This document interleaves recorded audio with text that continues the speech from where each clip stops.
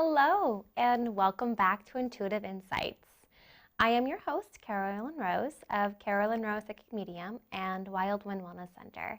Today is very exciting. We're going to talk about card reading, some of the basics, what it is, how it can benefit you, and some other helpful information to deepen your understanding. Card reading is an ancient art used to gain insight, clarity, and direction.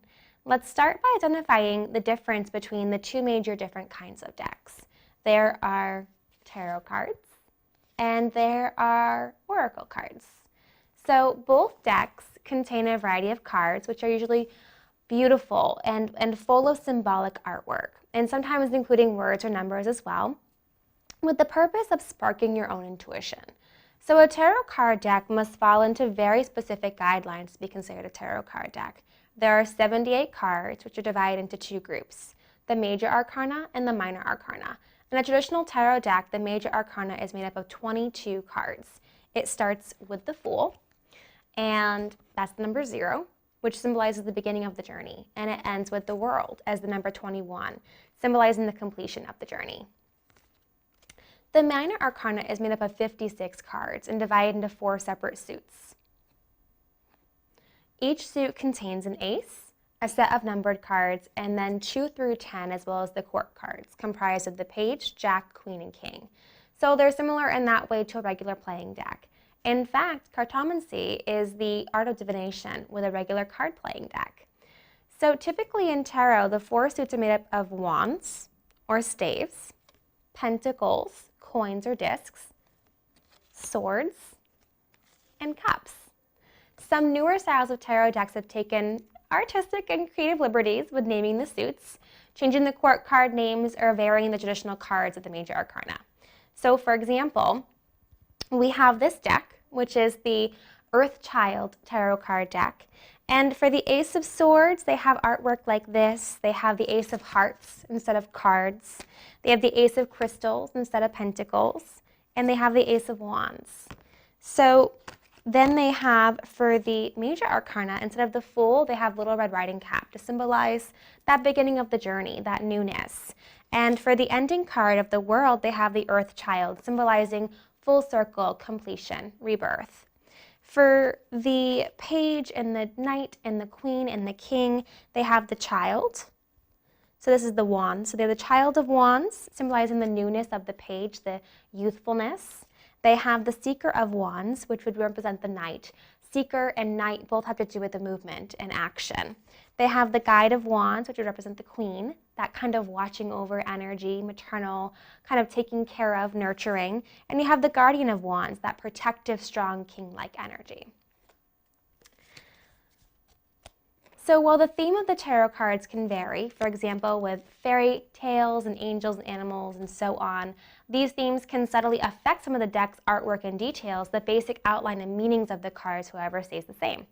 So oracle decks are different. Oracle cards can be varying sizes on any topic, made up from any theme, and full of words or art or any combination thereof. There are decks built around the theme of flowers, angels, archangels, past lives, mediumship, animals, life purpose, saints, and so on. This is an angel deck, for example. This deck is built on animals. And then this deck, which is really lovely, is a beautiful deck about nature. And it has this wonderful tree on the outside, and it has symbolic energy of nature and with moons and rainbows and blessings and such and so on. There are no rules to what defines or makes an oracle deck, so the decks can vary widely. But the ultimate purpose of an oracle deck is to connect you to your intuition and ultimately offer guidance. The history of card reading can vary according to the source, but most people tend to agree that tarot decks were originally part of a card game, similar to bridge. In the 1700s, people became more interested in tarot cards for more divinatory purposes, though there are recorded examples that go as far back to the 1500s. Some people even believe that the art of card reading can be traced as far back as ancient Egypt, which is very exciting. Card reading can be a wonderful way to gain deeper insights, clarity, and direction. Though some people use the cards to foretell or predict the future, I tend to focus on how the cards can help us in the present day, along with probable outcomes. So the problem with foretelling the future is that the future is always changing. Our decisions in this moment can affect our next moment and so on. Tomorrow could change dramatically based on what we do today. Future telling also limits someone's free will.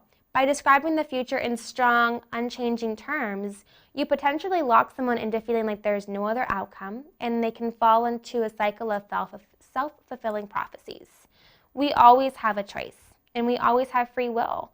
The cards are better for tuning into what you need to focus on right now. The cards can be very helpful for where our current blocks are and for giving us guidance on how to move through those blocks in the most powerful and positive ways.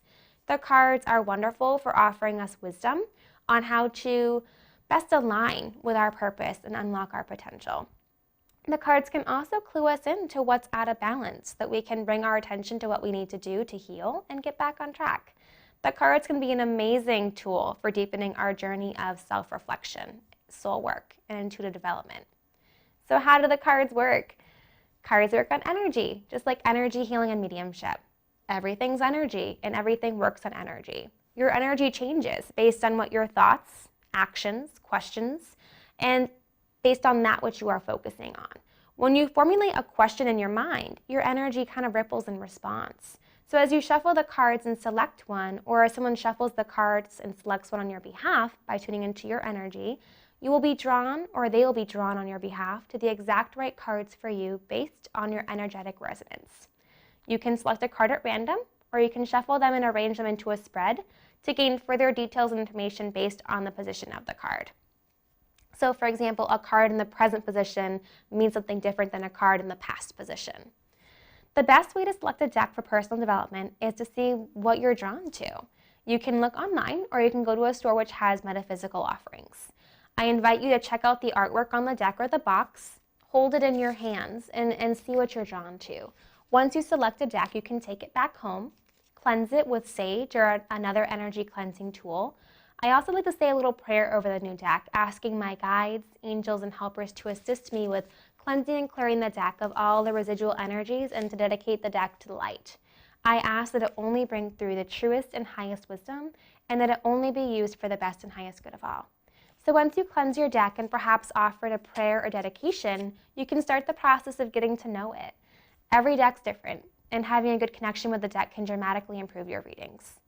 A great way to practice is by pulling a card a day, learning your deck through its guidebook, which is often included, as well as through your own intuition. Your own intuition is going to bring you the greatest insights. Cleanse your deck regularly with sage or with other energetic tools. Having a card reading or using your own deck can be an incredible way to gain greater clarity into your journey and get a feel for direction and connect to some of the amazing energy and intuitive wisdom of the universe.